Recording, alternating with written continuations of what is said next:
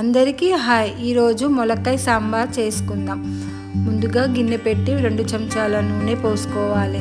మనం చేసుకునే దాన్ని బట్టి నూనెను పోసుకోవాలి. నూనె వేడైన తర్వాత ఇందులోకి ఆవాలు వేసుకోవాలి.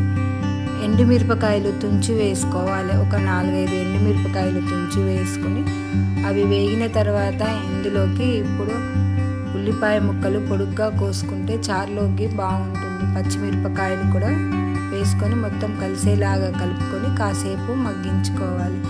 ములక్కాయలు ఇక లడ్డుగా ఉన్నాయి కాబట్టి కొద్దిగా పసుపు వేసి ఉడికించుకున్నవి వేసుకుంటున్నా. ములక్కాయలు ఉడికించినవి వేసుకుంటే సాంబార్లో త్వరగా ఉడుకుతాయి. మొత్తం కలిసేలాగా కలుపుకొని మూత పెట్టి మరొక 5 నిమిషాలు ఉడికించుకోవాలి. మధ్య మధ్యలో మూత తీసి కలుపుతూ ఉండాలి. ఇప్పుడు ఇందులోకి టమాటా ముక్కలు కూడా వేసుకోవాలి.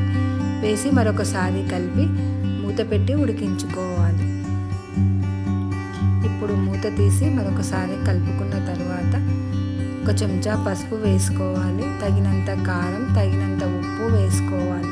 ఇక్కడ పచ్చిమిరపకాయలు ఎక్కువ వేసుకున్నా కాబట్టి కారం తక్కువ వేసుకున్నాం. ఉప్పు కొద్దిగా వేసుకోవాలి, తర్వాత చూసి మరి వేసుకోవచ్చు. ఇక్కడ చింతపులుసు మనం తినే పులుపుని బట్టి పులుసుని పోసుకోవాలి. మొత్తం కలిసేలాగా కలుపుకున్న తర్వాత ఇప్పుడు ఇందులోకి మసాలాను తయారు చేసుకుందాం. చిన్న మిక్సీ జార్ తీసుకొని ఇందులోకి ఒక 5-6 ఎల్లిపాయలను వేసుకోవాలి. జీలకర్ర 1 చెంచా వేసుకోవాలి. జీలకర్ర మెంతుల పొడి 1 చెంచా వేసుకొని పచ్చి ధనియాల పొడి కూడా వేసుకోవాలి. ఇప్పుడు దీనిని మిక్సీ చేసుకోవాలి. మిక్సీ చేసుకొని పక్కన ఉంచుకోవాలి. ఇప్పుడు ఇందులోకి చారు మరుగుతుంది. ఉడకపెట్టుకున్న పప్పుని వేసుకోవాలి. పప్పులో కొంచెం నూనె, పసుపు వేసి ఉడికించినది వేసుకోవాలి. మరుగుతున్న చారులో పోసుకోవాలి.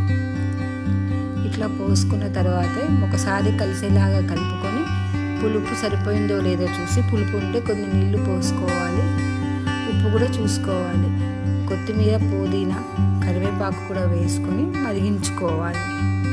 ఉప్పు సరిపోలేదు, మరి కొద్దిగా ఉప్పు వేసుకుంటున్నా. చారుని మరిగించుకోవాలి. చేసి పెట్టుకున్న మసాలాను వేసుకోవాలి. ఈ మసాలా వల్ల పప్పుచారు చాలా కమ్మగా ఉంటుంది. ములక్కాయ సాంబారు మొత్తం కలిసేలాగా కలుపుకొని బాగా మరిగించుకోవాలి.